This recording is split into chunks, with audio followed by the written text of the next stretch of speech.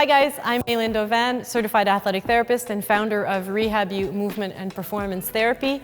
And I want to talk to you about injury prevention, and yes, it's a thing, okay? Not so long ago, I got called out on social media. Actually, I have to mention it because I have this publicity that runs on Facebook, I think it is, that says injury prevention, okay? Prehab for injury prevention or something like that, and someone, oh, it was on Instagram. So someone took a screenshot of that publicity and said, we can't prevent injuries at May Rehab-U, so I'm unfollowing you. And I was like, okay, well, I understand that we don't prevent acute injuries. For example, if André Felix does a snatch, okay, you can bring it down. Let's say he misses his catch and the barbell drops behind him and he subluxes or even dislocates his shoulder, okay? We call that an accident. We call that an acute injury. I get that we can't prevent that, okay? What we can prevent, however, prevention is about controlling factors that could potentially contribute to injury, okay? So if there are restrictions, if there's hypermobility, those kinds of things can be prevented, okay? When we talk about optimizing movement, we're not talking about making movement perfect. We're talking about making it the best that we can, making sure things move as well as they can so that we can prevent overuse injuries, we can prevent the potential for something to happen, okay?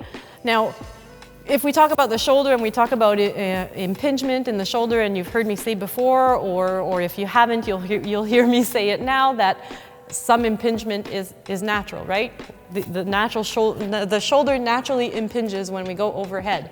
Now, if my biomechanics are such that there's more impingement than there normally would be, and I'm doing a sport that takes me into overhead positions a lot of the time, I'm getting a repetitive load, and sure, I'm getting some rest, but that load is always there.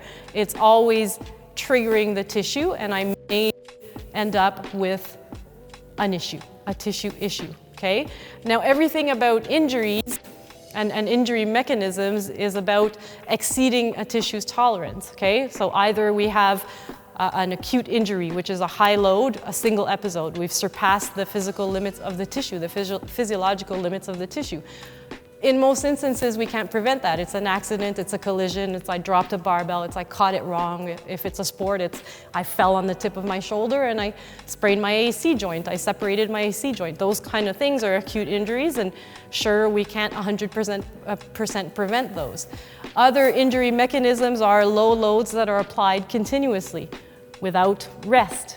Other mechanisms are a moderate load that's applied repetitively without rest. So if the whole idea behind training is that we are giving a stress, but then we're putting rest and recovery in there so that we can create an organized tissue response by the body, create an adaptation, okay? So if we don't have appropriate rest, either because we don't take appropriate rest or because the mechanics of movement are not good, and so the rest is never enough because the tissue is always overstressed when we do a movement, that can be prevented, okay?